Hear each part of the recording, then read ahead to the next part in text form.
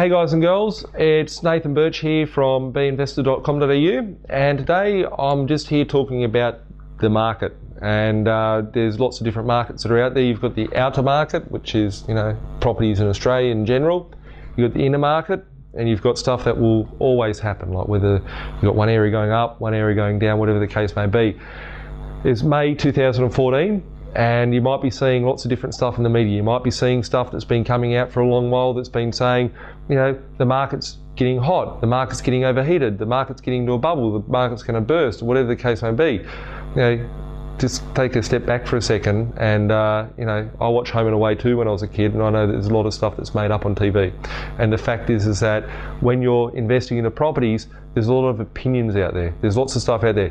Just when I got told from people, you're going to go broke, when I was investing in 2004, 2005, 2006 in Sydney, the market had turned to shit.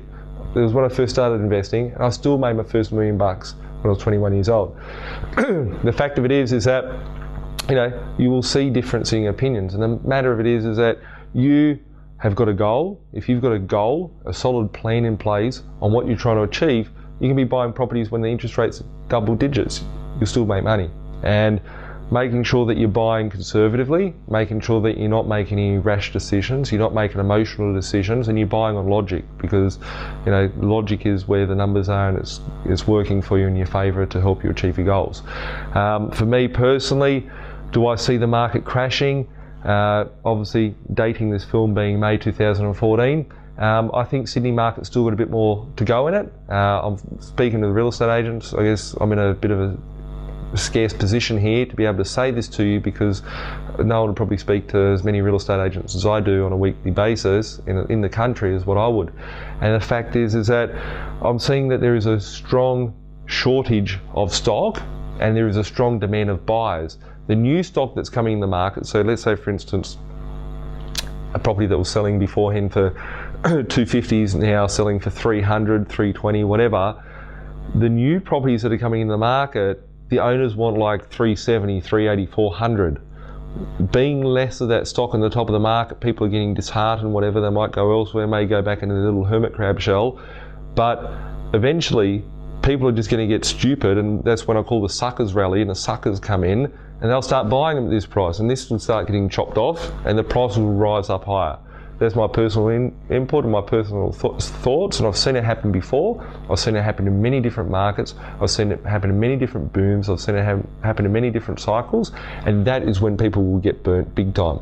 The fact is, if you're buying properties that are well priced, well located, sound numbers as far as the yield's concerned, you'll protect yourself from anything like that. And seriously, like if you're still buying properties in 2014 for $300,000 in Sydney, there's still good bargains out there. If you're buying properties for $250,000 in Sydney, even better bargains.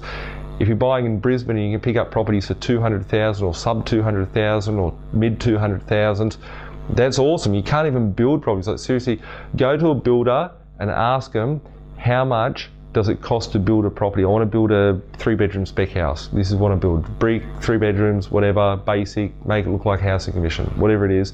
See how much it costs to build the property. You're buying properties for similar sort of monies in the market. There's good value there. If you're going out and buying a property for $900,000 in the burbs in a nice, new area, modern, you've got double garage, park your 2 cars in there that you've got your finance on, and then, have a theatre room for the kids. Not like when my mum and dad bought a house and it was like, 3 bedrooms, 1 toilet, bathroom, everyone has to share it. Those properties are unsustainable. Like, how can it relate to your wages and all that sort of stuff? So I do believe that there is a ceiling out there. I don't believe that all markets have hit that ceiling. I think that buyer beware. People should be conservative with what they buy. They should be conservative on the numbers of cash flow. They should be conservative on their purchase price, and they should be looking at minimising risk throughout that. And I think that over the course of 2014, and definitely I'm seeing in areas of Queensland, strong growth, and I think there's a lot of opportunity there because the markets have been smashed for so long up there. It's recovering, there's a lot of activity happening, and I think there's a good, on most bread and butter properties, probably a good 50 to 100,000 to be made up in Queensland at the moment. Sydney, there might be another 50 grand in it, but be very careful and watch out and be cautious of the suckers rally. If you get stuck in the suckers rally and you pay too much, you know, when the tide goes out and you're swimming naked, everyone will see your ass because you'll be stripped, and it's not what you want. It's not a good look. So I don't know, you might have a nice ass, but whatever. But with it, you know, that's my thoughts on the market. You've got heaps of experts out there. Go and listen to them, see what they have to say, see what they believe in, see what their results are.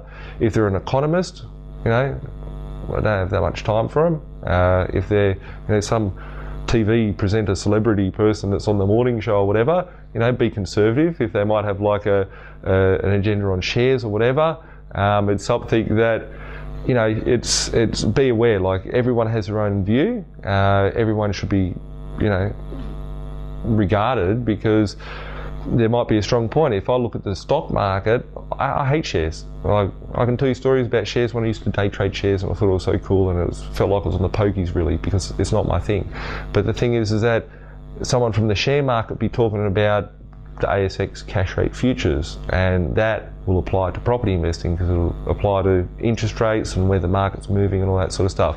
If you want to ask me my thoughts on interest rates, I've always been very unpolitically correct, and I'll tell you my thoughts on where they'll go. And, you know, you can't take what I have for gospel, because don't make a decision on my interest rate predictions. But I think that we'll see over the course of the next 12 months that they'll remain very flat, as far as no movement up or down. If they were to move either way, I think we'll only see about 0.25% basis point either way. So I think we won't see much movement until, you know, next year.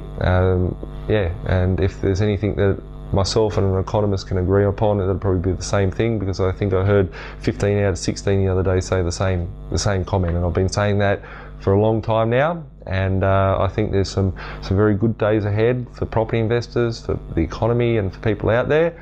And I think that if you don't make the right decisions, that there can be some very bad days out there for people in time to come as well. So on that note, I'll get out of here, and we'll catch up shortly. Have a great day.